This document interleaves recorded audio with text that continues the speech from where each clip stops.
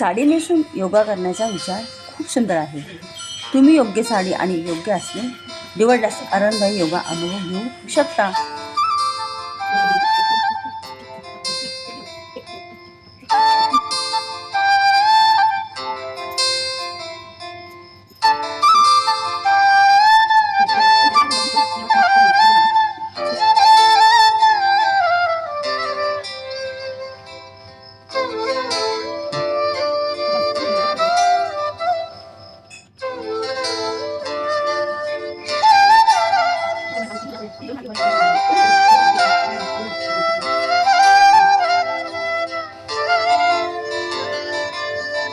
श्री स्वामी समर्थ. शुभप्रभात.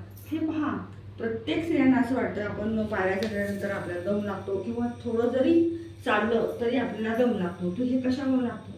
तर आपल्याला शरीरामध्ये जी अनावश्यक जी चरबी आहे त्याच्यामुळे आपल्याला दम लागतो. आणि आपण ज्यावेळेस आपण कुठल्या पण प्रकारचा आहार घेतो किंवा आपण तेलकट खातो, आंबट खातो, परंतु ह्या ज्या गोष्टी आपण टाळल्या तर आपलं शरीर हे सुद्धा चांगलं राहणार आहे. आणि साडीमध्ये कोणाकोणाला वेळ नसतो साडी घालायची आणि कसं हे करायचं, जसं आहे तसं रेग्युलर आपण साडीमध्ये सुद्धा आपण एक्सरसाइज आणि योगा करू शकतो.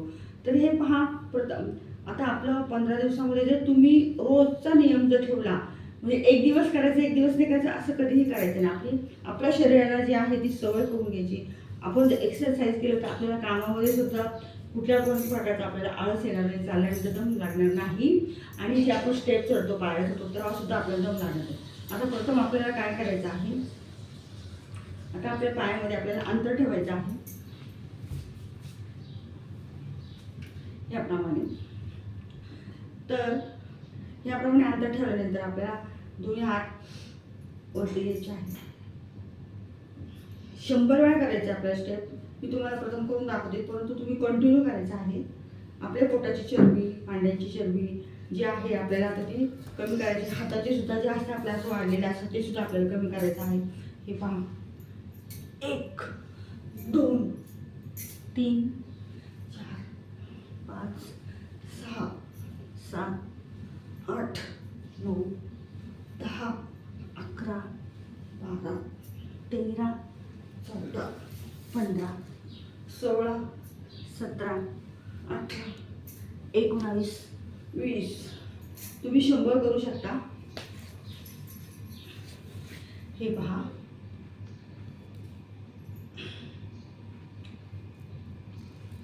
आपल्याला काय करायचं आहे, एक पाय पुढे ठेवायचा आहे आणि याप्रमाणे ठेवायचं आहे.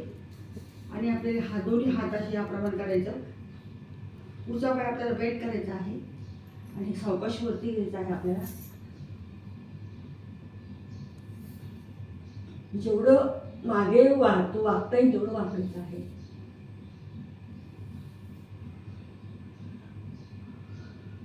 पाच मिनिटं तरी प्रत्येक एक्सरसाइज केली पाहिजे. आपण 100 वेळा तर केलं पाहिजे.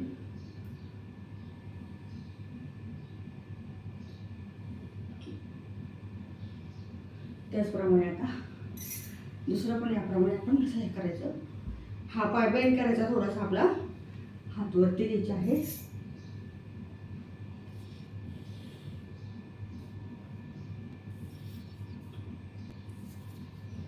तुम्ही 20-25 वेळा केलं तर सुद्धा चालेल, परंतु रोजचं जर आपण सवय लागली तर आपली चरबी ही 100% वेगळी आहे. परंतु त्याच्यासाठी आपल्याला काय खायचं आहे ते सुद्धा मी तुम्हाला सांगणार आहे.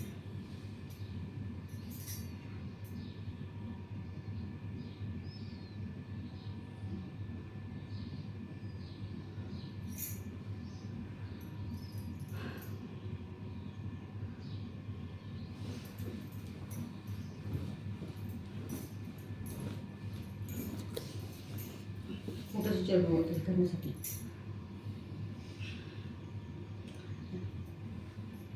1 2 3 4 5 6 7 8 9 10 11 12 13 14 15 16 17 18 19 20.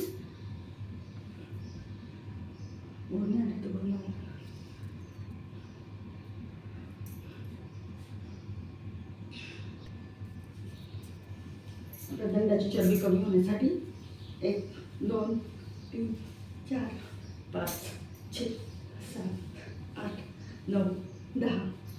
एक हात इथे ठेवायचा. 1 2 3 4 5 6 7 8 9 10.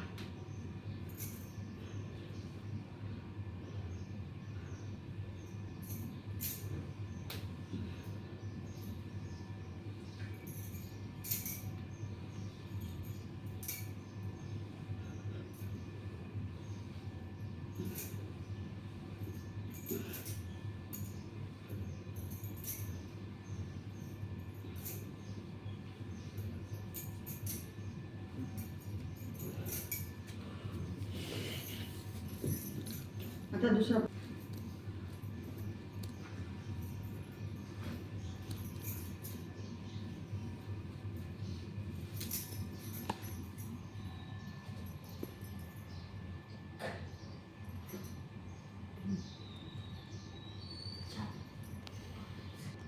कोणाकडे वाकायला त्रास होत असेल ना तर आपण ओढणी घ्यायची. ओढणीच्या साह्याने 1 2 3 4 वेळ पडतो आपलं पोट. 7 8 13 14 15 16 17 18 19 20 21 22 23 24 25. आता हे पहा, दोन्ही पाय अशा आपल्याला लांब करायचे आहे. आपल्या साडीतले वगैरे आपण रेग्युलर आपण ड्रेसमध्ये सुद्धा करू शकतो, परंतु साडीमध्ये करायला कोणाला अवघड वाटतं, परंतु तुम्हाला पण सोपं वाटेल. हे पाय छान असतं कारण आपल्या हा भाग आपला मोकळा राहतो, त्याच्यामुळं आपल्याला त्याचा फायदा फार होतो. आपली चरबी वेगळी पण हे कळतं, आपल्या सर्व शरीराला हवा मिळते. हे पहा, आपण ज्याप्रमाणे आपण जातो धरतो, ज्याप्रमाणे आपण ते एक्सरसाइज तुम्ही हे 5 मिनिटं करायचं आहे. श्वास सोडायचा आणि घ्यायचा.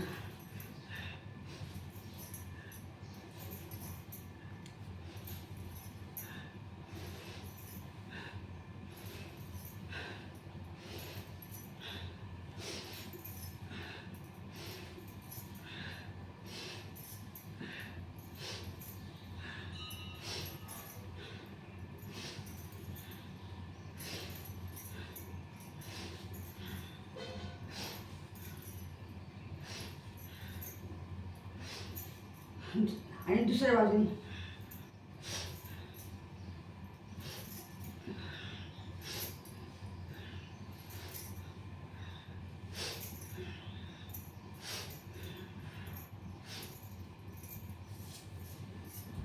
आता आपल्याला जेवण झाल्यानंतर आपण ज्यावेळेस जेवतो, जेवण झाल्यानंतर आपल्याला कधीही 5 मिनिटं आपल्याला वज्रासनमध्ये बसायचं आहे.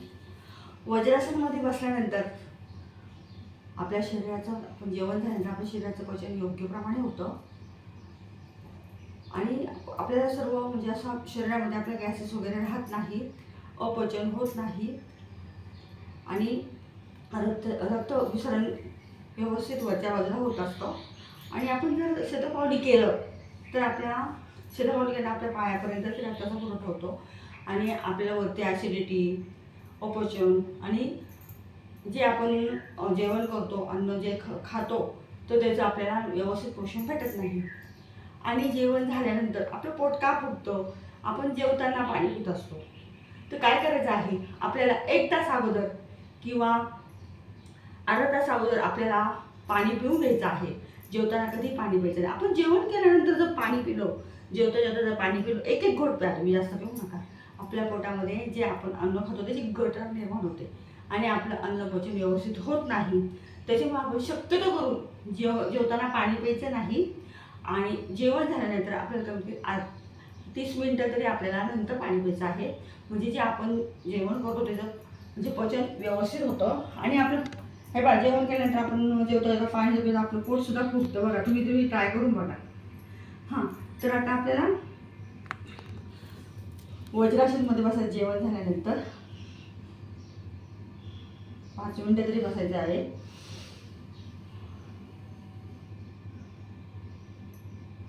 ज्यांना सांध्यांचा जर त्रास असेल त्यांनी सुखासनमध्ये बसलं तरी चालेल. आणि असं दुसरं असं ज्यांना म्हणजे सांधे दुखतात, पाय दुखतात, तर त्यांनी काय करायचं, जेवण झाल्यानंतर आपल्याला आपलं डोकं जे आहे कंगण याप्रमाणे आपल्याला असं विंचरायचं आहे. तर त्याच्याने सुद्धा आपल्या म्हणजे असं व्यवस्थित म्हणजे असं आपल्याला म्हणजे असं हातपाय वगैरे असे दुखत नाही, घोटे दुखत नाही, गुडघे दुखत नाही. तुम्ही हे करून पहा. आता आता आपल्याला आता योगा करायचा, आता मंडूकासन करायचं आहे आपल्याला. मंडूकासन कशा प्रकारे करायचं तुम्हाला मी सांगत आहे. प्रथम आपल्याला वज्रासनमध्ये बसायचं. ज्यांना वज्रासनमध्ये बसायचं त्यांनी सुखासनमध्ये बसून मंडूकासन केलं तरी सुद्धा चालेल. तर मी वज्रासनमध्ये बसून तुम्हाला मंडूकासन करून दाखवते. प्रथम आपल्याला पूर्ण श्वास भरून घ्यायचा आहे आणि आपले दोन्ही पण याप्रमाणे अंगठी अशी करून आपली मुठी आपल्याला नाभीच्या सेंटरवर ठेवायची आहे आणि सावकाश प्रथम आपल्याला कमरेमध्ये वाकायचं आहे. कमरेमध्ये वाकून मग नंतर आपल्याला सावकाश सावकाश खाली वाकायचा आहे. श्वास सोडत सोडत खाली वाकायचा आहे आणि पुन्हा रिवर्स येताना म्हणजे परत येताना आपल्याला श्वास घेत घेत आपल्याला सावकाश. तरी आपले 5 मिनिटं मंडूकासन तुम्ही करू शकता. तुम्ही आता 5 गिनती करून करणार आहे. आपल्या किडनीचं पण आरोग्य चांगलं राहतं, डायबिटीजचा धोका राहत नाही. किडनीचं आरोग्य चांगलं राहतं.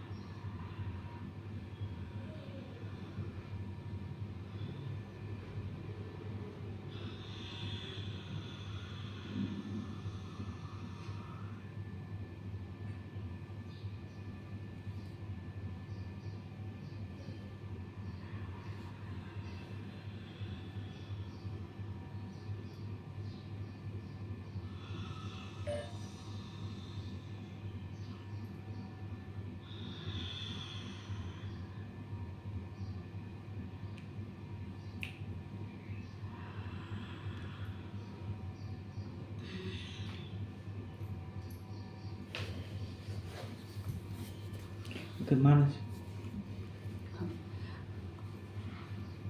त्या कपालभाती केल्यामुळे आपल्या म्हणजे पोटाचे जे गॅसेस बाहेर जातात व आपलं आरोग्य चांगलं राहतं. पोटाच्या कुठल्या पण समस्या आपल्या दूर होतात. हे पहा, आपल्या शरीराचा कुठलाही भाग आपल्याला हलवायचा नाही. म्हणजे फक्त श्वास आपली जी नाभी आहे पाठीमागे आपल्याला खेचायची आहे. श्वास आपोआप घेतला जातो आपल्याला.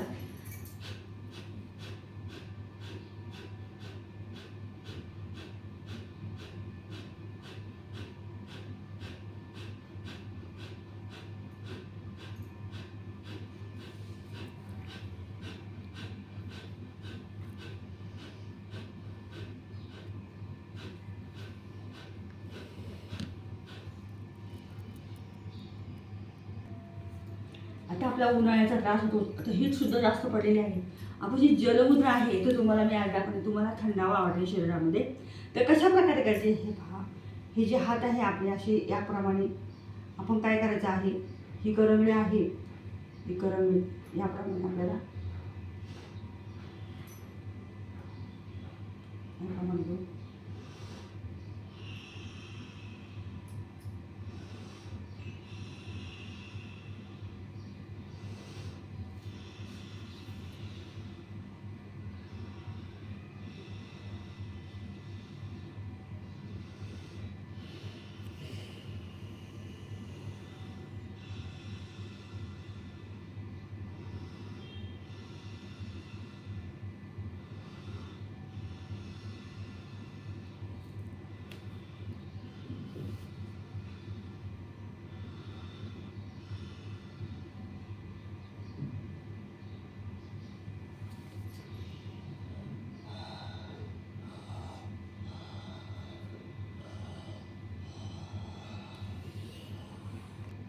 आता शीतली प्राणायाम कसं करायचं आहे हे तुम्हाला सांगते.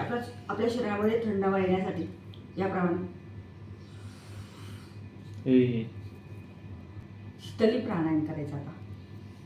प्रथम आपल्याला जी थोडीशी बाहेर काढायची आहे आणि आपल्याला पूर्ण थंड थंड जो श्वास आहे आपल्याला पूर्ण आपल्या शरीरामध्ये घ्यायचा आहे नाभीपर्यंत. बघा तुम्हाला किती थंड वाटेल.